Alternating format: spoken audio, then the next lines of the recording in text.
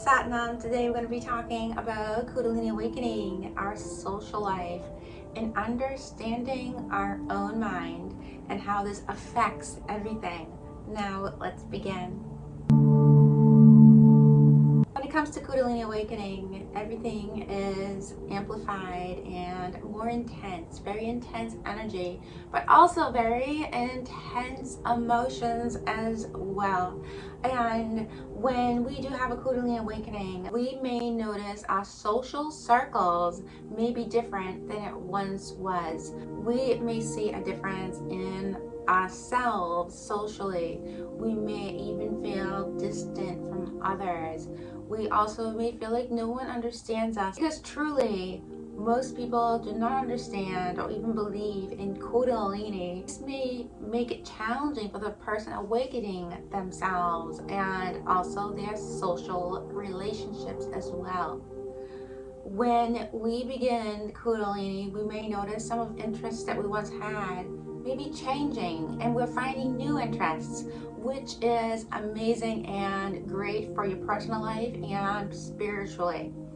But many people in your life may not understand why your interests are changing so rapidly. Why is this person becoming different? And many people do not like different. They do not like change. This would be the ego self. The ego self of others and even our own selves if we do not like change. This is not how life was intended. Life was intended to become, to change, to grow spiritually, to grow personally. And when we are not able to feel joy from this or get excited for this, this just means that our ego self is taking charge of our life and not our higher self.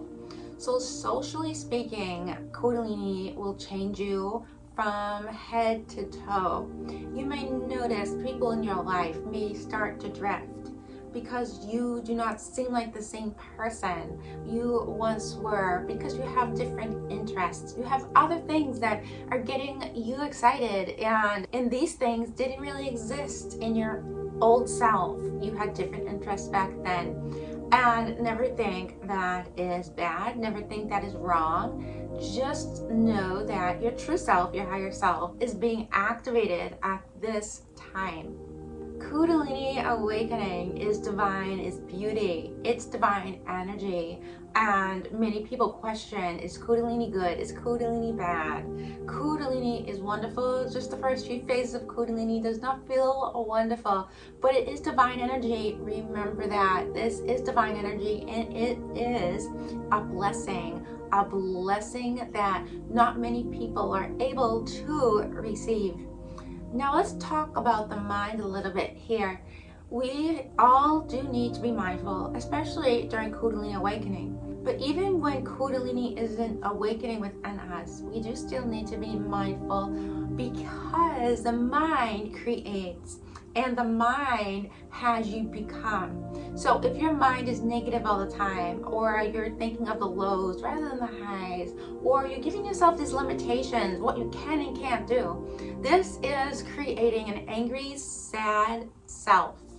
And when this happens, judgment, resentment, all these type of emotions, we don't really care for it too much, but they do come into our physical reality. And we judge ourselves when we are not being mindful. We judge others. We have resentment. We have jealousy. We have anger. And sometimes the anger takes over and we say things we really didn't mean to say. Words create your reality. Thoughts create your reality. Emotions are created of how we feel, and also with the words and thoughts we use. So we do need to be mindful of this.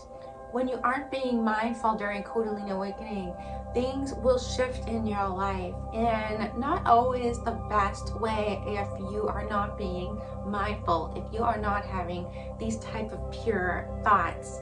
Now, once you continue on with Kundalini Awakening and you are able to have your mind be a certain way where you are more uplifting than down, you are more tapped into your higher self than ego self, you will notice a change in you. You will notice this higher vibration. You will notice less anxiety, less stress, less anger. You will notice all this. We will always have these type of emotions, but it will be less than we would have before, much less than.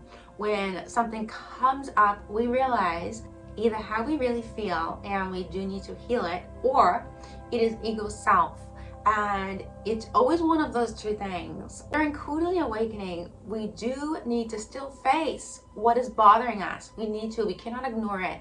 So if you're having fears, if you're having anger, resentment, jealousy, judgment, guilt, shame, you need to face this, and you need to face why you're feeling this way. That is the only way to be able to heal. We are not meant to stay in this type of thinking.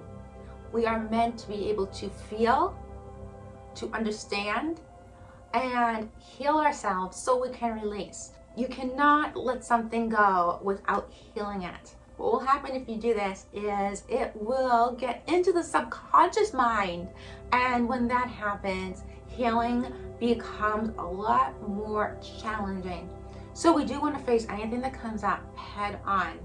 Even if it's something that really scares you, a big fear of yours, you still need to face it. You can't ignore it. These things really can't be ignored, even when we feel like they can. They can't. It actually ends up in the subconscious, and we do not want this. Now, the things that are in our subconscious from the past, from how we once felt, that's another story altogether. But that is challenging to be able to heal this. But you can heal your subconscious mind in your conscious mind with intention, mindfulness, being persistent, being very consistent, and just keep going and knowing you can do this, and you want to believe. And once you believe you can do this, then you're able to surrender. When you're able to surrender, this is when the beauty starts beginning within you, where you can uplift yourself to a higher vibration. You can uplift yourself to heal yourself and not have the fear of healing. Because when we're on our healing journey, our spiritual journey, sometimes fear gets in the way, and we are a little fearful of healing, because to be able to heal, you need to bring up the ugly, so to speak, the dark night of the soul when Kundalini awakens. So now we know we can heal our conscious mind, our subconscious mind, but we need to have intention, and we need to be able to face these emotions. Back to our social life. Many people do not believe in healing themselves. Many people do believe that they cannot fix something, that they cannot see, that they cannot touch. They feel this way, and when you speak these words, people may not agree with you. They may think that you are full of it. They may think that you are wrong, or you just don't know what you're talking about. Know when this shift takes place within you, Kundalini Awakening, or on your healing spiritual journey, know you have a right to speak these words, even though people around you may not agree. It is okay, and you always want to be able to shine your light, have less darkness. That is the goal here. You want to be able to vibrate higher, and to vibrate higher, you do need to shine your light, and you do need to heal the darkness from within you. And if people do not agree with you, that is okay. They don't have to agree with you. You know what is going on in your life. You know what's happening to you in your personal life and your spiritual life. Many people are not tapped into their spiritual self, and people may try to talk you out of it, but know that you have a right to be tapped into your spiritual self, because it is just as important as your physical self. This is where everything takes place spiritually, and once things start taking place spiritually, you will notice a shift in you, in your physical body, your physical world, the physical life. So people may begin to drift from you when you start acting different, talking different, and having different interests. Now, is this a negative? No, it is not. It is about acceptance. You need to accept that you are changing, but you aren't changing into a different person.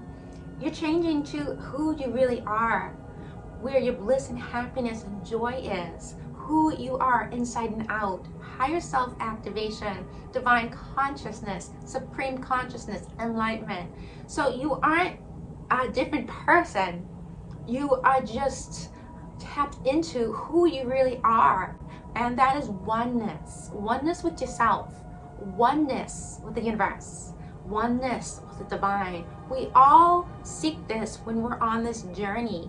This is what we are seeking. We are seeking oneness, wholeness, union, unity. And when this takes place, it is beauty. And as we continue on this journey, we will begin to not really care so much about what other people are thinking about us or their opinions about us, because we know we are being true. And that is where the happiness is, when you are true, when you are trying to please others, to have them like you. And to do this, you have to act different or talk different or look different. That is not what your happiness is. That's ego self, and that is darkness. So we want to try to get out of this. And the only way to get out of the darkness is the mindfulness and being able to face whatever emotions, thoughts, feelings come up, because that is the only way to heal and transmute anything that no longer serves you.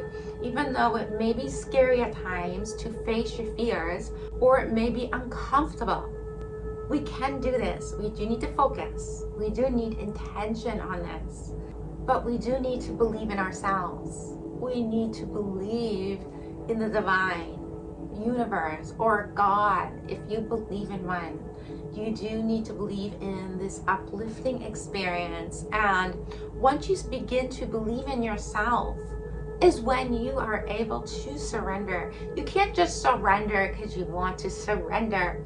It does not work that way. Surrender is something that comes within you once you begin to believe in yourself. Believe there's more to life than meets the eye.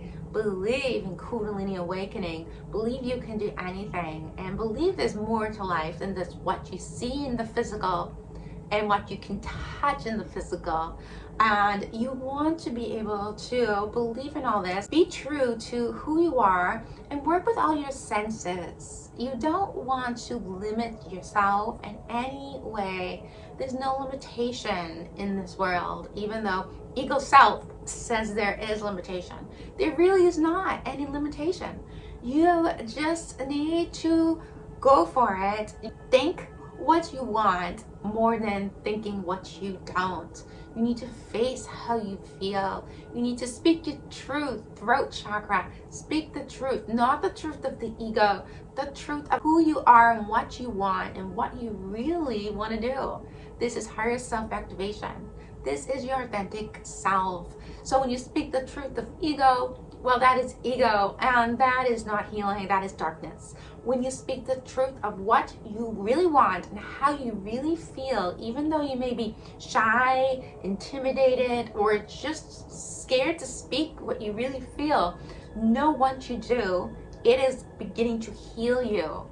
Because speaking your truth of who you really are and not letting ego affect what you say and do is healing. This is part of the healing process, spiritually and personally.